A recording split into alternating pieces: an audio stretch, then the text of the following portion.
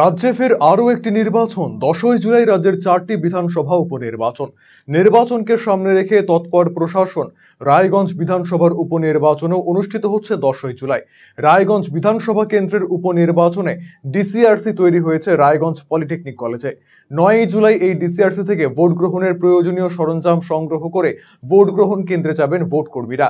ফলে রায়গঞ্জ পলিটেকনিক কলেজে বাড়ছে প্রশাসনিক তৎপরতা। 13ই জুলাই রায়গঞ্জ পলিটেকনিক কলেজেই হবে ভোট গণনা। সে কারণে এখানকার স্ট্রং রুমে মজুদ থাকবে সমস্ত ইভিএম এবং ভিভিপ্যাট। এবারে এক নজরে দেখে নেব রায়গঞ্জ বিধানসভার ভোটার সংখ্যা। রায়গঞ্জ বিধানসভা এলাকায় মোট ভোটার 2,06,092 জন। এর মধ্যে পুরুষ ভোটার 1,03,925 জন এবং মহিলা 1,02,130 জন। তৃতীয় লিঙ্গের ভোটার রয়েছেন 37 জন। সার্ভিস ভোটার রয়েছেন 318 জন, যার মধ্যে পুরুষ সার্ভিস ভোটার 311 জন এবং মহিলা সার্ভিস ভোটার 7 জন।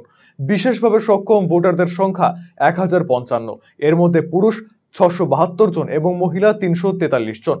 85 বছর এবং তার ঊর্ধ্বে বয়স্ক ভোটার রয়েছেন 1553। এর মধ্যে পুরুষ ভোটার 620 এবং মহিলা ভোটার 933 জন। প্রতি হাজার পুরুষে মহিলা ভোটার 983 জন। রায়গঞ্জ বিধানসভায় মোট ভোট গ্রহণ কেন্দ্র 212টি। মূল ভোট গ্রহণ কেন্দ্র 211, সহায়ক ভোট গ্রহণ কেন্দ্র 1টি, মহিলা ভোট গ্রহণ কেন্দ্র 30টি, মোট সেক্টর 18টি।